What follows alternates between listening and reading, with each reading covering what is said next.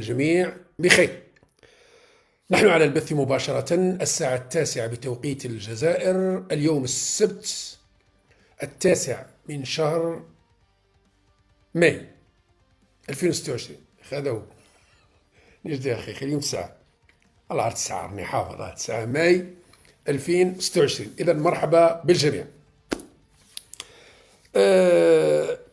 مرات الإنسان يراهن،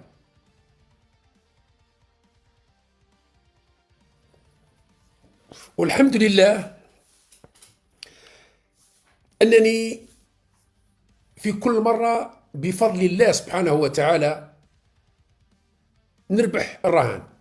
مانيش نقمر، أنا عمري ما قمرت في حياتي، عمري ما قمرت، وممكن لو كان نقمر بركش نربح كوني ملياردير، لكن الحمد لله لا تربيتي ولا أخلاقي ولا مبادئي تسمح لي باش نقمر. لكن انا شايف روحي مرات لو كان ندخل نقمر في هذوك اليانصيب هذوك تاع اللي يربحوا الملايين، لو كنتش ما خاطر نشري تيكيت تاع يانصيب ممكن نولي ملياردير وما نزيدش نهضر معاكم وخلاص. تولي عندي جات بريفي وعندي يوت وعندي حاصر، ما نهضرش كاع مع القاشي الرشاد اللي يهضر معايا نقول شكون انت بلع فمك نمشي ليه. لكن الحمد لله اخلاقي وتربيتي وديني والحمد لله ما تسمحليش انني ندخل في القمار هذا اليانصيب. لكن كل مرة نراهن على أمر ونصبر، نطبق نظرية الشاعر العظيم الذي يقول أرمي الشبكة للبحر وابكي على الزهر. ولا نرمي الشبكة على البحر ونبكي على الزهر ونبكي على التحليل والتوقع اللي في معظم المرات يكون لصالحي، والحمد لله هذا بفضل من ربي سبحانه وتعالى. لماذا أقول هذا الكلام؟ لأنه في كل مرة نقول يا ناس لا داعي لركوب البرداعي، لا داعي لهذه الشعارات التي تقطع دابر فرنسا وطز في إمارات وطرد السفير وكذا والخيانة وكذا وما تسواوش وكذا. لأننا عندما ننصح وعندما نتكلم وعندما نناقش الأمور نناقشها بموضوعية وبروح وطنية.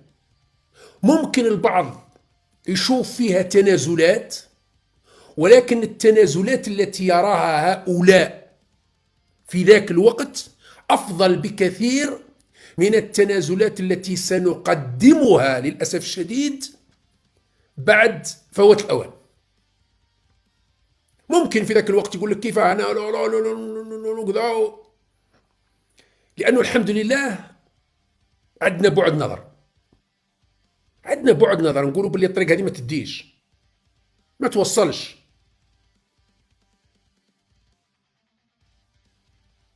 الأمر هذا عنده علاقة بالخبرة، عنده علاقة بالاحتكاك برجال الدولة، رجال الدولة ليعرفوا قيمة المصلحة العليا للوطن، ويعرفوا قيمة شعرة معاوية، يعرفوا قيمة شعرة معاوية اللي هي مرة على مرة ترخي، ما تكون لين فتعصر، ما تكون قاسي فتكسر، ما تكون لين فتعصر، ما تكون قاسي فتكسر. لازم شوية مد وجزر، شوية هاك وهاك لمصلحة البلاد، مراعاة لمصلحة الوطن، لمصلحة الشعب.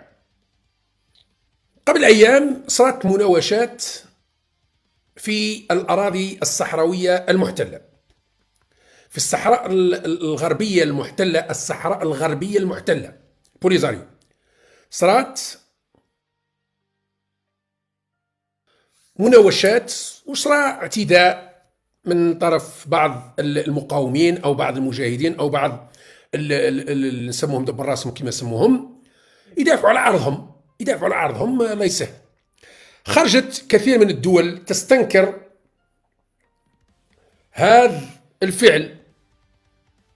من بين الدول هذه خلونا نقراو هنا العنوان: قطر حذو الدول الداعمة للاحتلال. أوكي، هنا نشوفوا إسبانيا تندد بالهجوم في السمارة يوم 5 ماي، وتدعو لاحترام كذا إسبانيا منطقيا عادي جدا. هنا هجوم، قال لك هنايا البحرين، مملكة البحرين تستنكر مقبولة، الإمارات تستنكر مقبولة، الولايات المتحدة تستنكر مقبولة، بريطانيا تستنكر مقبولة، فرنسا تستنكر مقبولة، الاتحاد الأوروبي يستنكر مقبولة، الأمم المتحدة تستنكر مقبولة، لكن الأردن يستنكر مقبولة. لكن أنا اللي ما قبلتهاش وما ضربتش في راسي هي هذه اللي دوختني بصراحة، هي هذه قطر. شنو قطر؟ وش تقول قطر؟ وتؤكد وزارة الخارجية في هذا السياق تضامن دولة قطر الكامل مع المملكة المغربية ودعمها لحقوقها السيادية في الصحراء المغربية.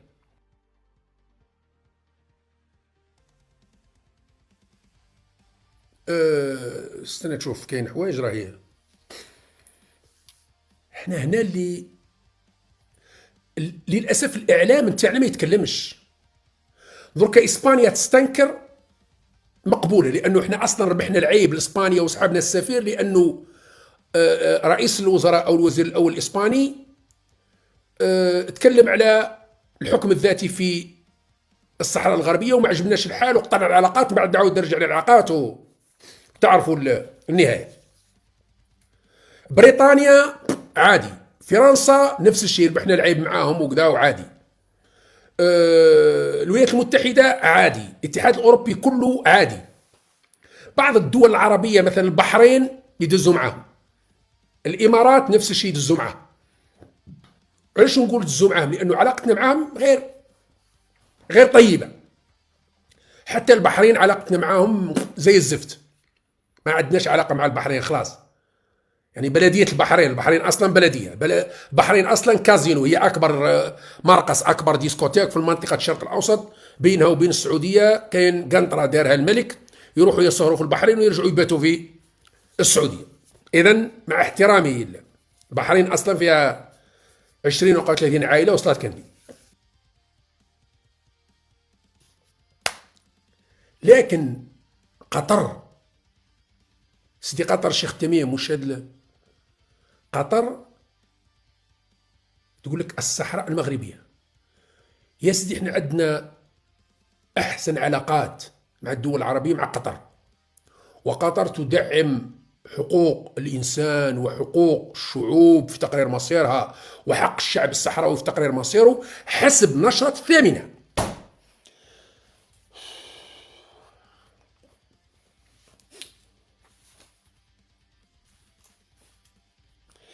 أنا نتكلم كما هذا، نتكلم بكل موضوعية، لأنه قاعد نقول لكم يا ناس ما لازمش نزوروا الحقائق وما لازمش نضخموا الأمور. خلونا نتناقشوا نقاش موضوعي، مبادئنا وقيمنا ومواقفنا التاريخية لم ولن تتغير. المرحوم هواري بومدين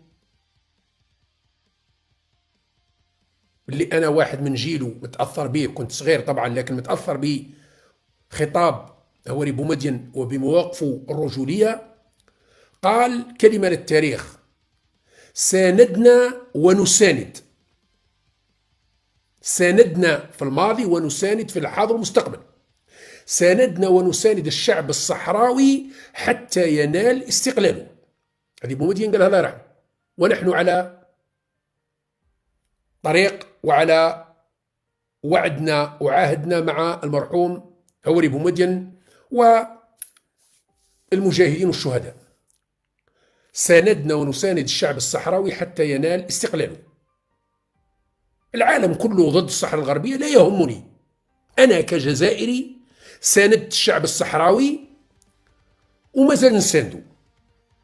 إذا قبل الشعب الصحراوي بالحكم الذاتي الله يسهل عليه، إذا قبل بإقامة دولة مستقلة واستفتاء الله يسهل عليه. احنا مع الشعب الصحراوي، لكن